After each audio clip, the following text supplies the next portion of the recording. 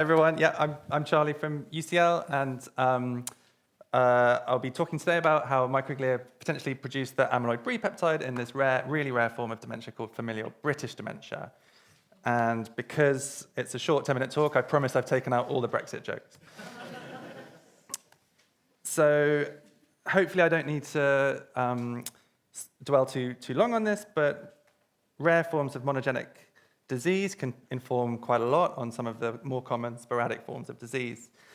And the best example of this is familial Alzheimer's disease, which has helped inform on one of the leading theories of Alzheimer's disease, namely the amyloid cascade hypothesis. More specifically, that's because APP and presenilin-1 are mutated in familial forms of Alzheimer's disease, and this has helped us understand how this might predispose changes to amyloid beta pathology, leading to plaques, which somehow lead to these tangles of tau in Alzheimer's disease, which somehow lead to degeneration and clinical features of dementia. Another example is TREM2, which I don't need to introduce at all, but I hope you'll all agree that rare familial forms of TREM2 mutations have helped inform on the role of inflammation in this disease cascade, in this amyloid cascade. And that's why I'm coming to familial British dementia, which probably no one's heard of, and hopefully this can help add another layer of information to this leading hypothesis in Alzheimer's mechanisms. So what is familial British dementia? It was first described 90 years ago, and it was previously called Worcester-Drought syndrome. And it's really represented by one large single kindred, which now goes back 8 generations, down to this huge current generation where we think around 60 people are at risk from this disease. Clinically, people living with this dementia have a progressive cognitive decline and a movement disorder, ataxia. They have onset of dementia around the age of 50, and they die around 8 years later. Pathologically, when we look in the brains of people who have lived with British dementia, we can see amyloid plaques. We can see amyloid in the vasculature, some angiopathy. We also see tau tangles, neurodegeneration, and dementia. However, it's really important to mention, like I was alluding to, the peptide that makes up the amyloid plaques is not amyloid beta that we see in Alzheimer's disease. It's actually a different amyloidogenic peptide, which is termed amyloid-Bri for British, so ABri. So for these reasons, there's a clear similarity with Alzheimer's disease in that we have these amyloid plaques, we have tau tangles, neurodegeneration, and dementia. But I'll just reiterate that the peptide making up these amyloid plaques is different in Alzheimer's disease and British dementia. What we know about the genetics of familial British dementia, so the gene is called ITM2B that's mutated.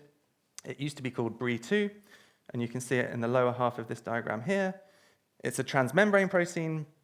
It's produced in a pre-protein form with a small C-terminal fragment that's cleaved by furin convertase to form the mature Bri protein and this small C-terminal fragment. What the mutations that predispose familial British dementia do is that they disrupt the stop codon, leading to a small extension of 11 amino acids in this C-terminal fragment, and it's this peptide that becomes amyloidogenic and is deposited in the plaques in British dementia. Over the last 2 years, there have been 2 more families with similar mutations that have been described in China and in Korea, and these have very similar mutations affecting the stop codon. And more established are mutations leading to familial Danish dementia, which act slightly differently. There's a small duplication just upstream of the stop codon. But again, this leads to a different 11 amino acid extension to the C-terminal fragment. Again, causing this amyloid DAN for Danish peptide to become amyloidogenic and to be deposited in plaques in familial Danish dementia.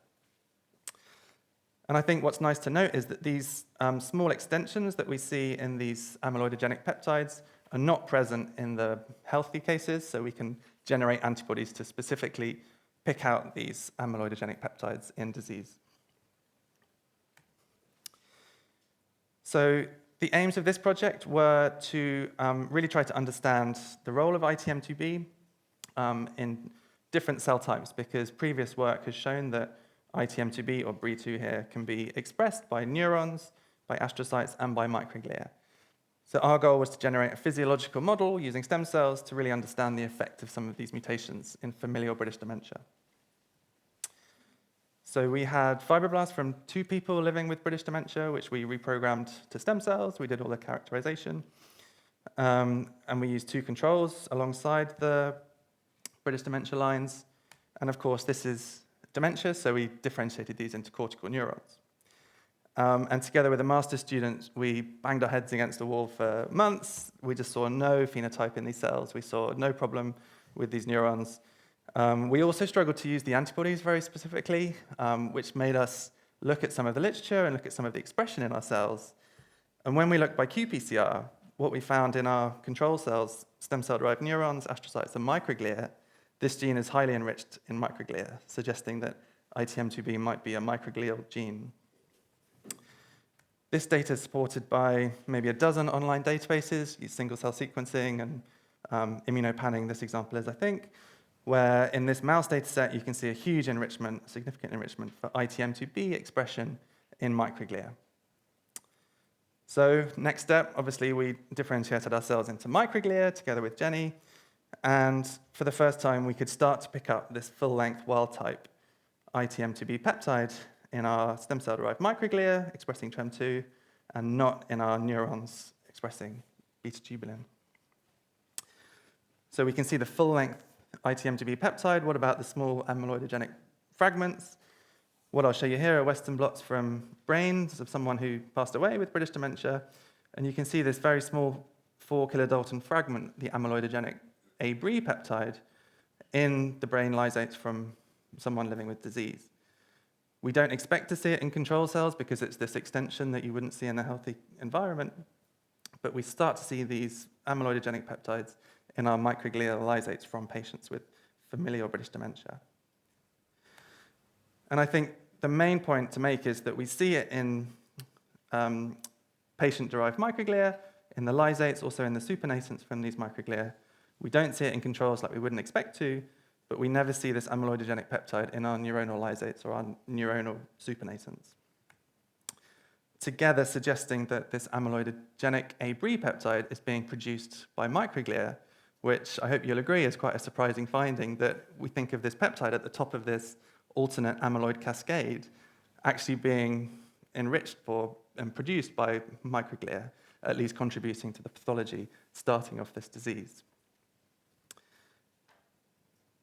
The next step was to look in pathology. So together with Tamarin in the brain bank at UCL, we had access to 1 case with British dementia, 1 case with Danish dementia. And when we stained for the amyloidogenic peptide itself, here I'm showing amyloid DAN from the Danish case, you can really start to see that this peptide is picking up the shape of microglia in the amyloidogenic deposited regions. When we stained with microglial markers, such as CD68 and CR343, you can see that the amyloid is actually in an amyloid conformation within these cells, staining for microglial markers. And we can't distinguish whether these cells are producing or taking up the amyloidogenic peptides, but hopefully, well, in my mind, the fact that this staining is whole cell and not punctate gives me some thoughts about whether they're producing it or taking up these peptides. The last thing we did is we collaborated with Dervis, who's here as well, who analyzed single-cell data from this data set here, OLA 2020, to really understand the role of ITM2B as a gene in microglia. The first thing he noticed was that ITM2B really is enriched in microglia. It's one of the top 50 expressed genes. But when we looked at gene co-expression network analysis to see which other genes behave in a similar way to ITM2B, we're seeing things like TREM2 and TYROBP, complement genes, lysosome genes, and we can really see that ITM2B is behaving like these DAM genes and is enriched in the subclusters of microglia that representing the disease-associated microglial gene or the amyloid-responsive microglial response. This led to the speculation that potentially with aging or with damage, we might have an upregulation of this DAM response, more expression of ITM2B, more ABri produced, deposition, and some kind of worsening of disease in that respect. And I suppose the main anecdotal evidence for that is that when we looked back at the clinical data from these people who live with the dementia, the two people who donated their skin cells, one had flu-like symptoms, another had a stroke, which presumably started some inflammation.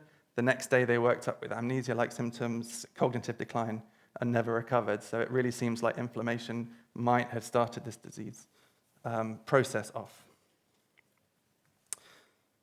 So just to summarize, microglia produce this amyloid-Bri peptide, which we think is interesting and potentially useful, and unexpected at least, suggesting that this alternate amyloid cascade might be initiated, at least in part, I think more than just in part, by microglia at the top of this cascade, producing this amyloidogenic peptide.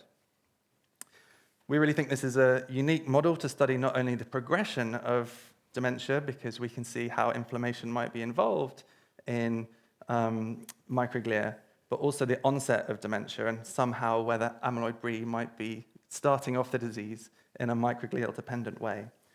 And secondary to that, we're interested in the role of ITM2B itself as a gene in the DAM response. So with that, I'd just like to thank the patients who donated their skin cells, Selena Ray and everyone in the Selena Ray lab. Hopefully I thanked some people over the course of the talk and the funders. So thank you very much. Thank you. Thank you. Oh, I'll never call it A-beta again. ABri, sorry. Yes, go ahead.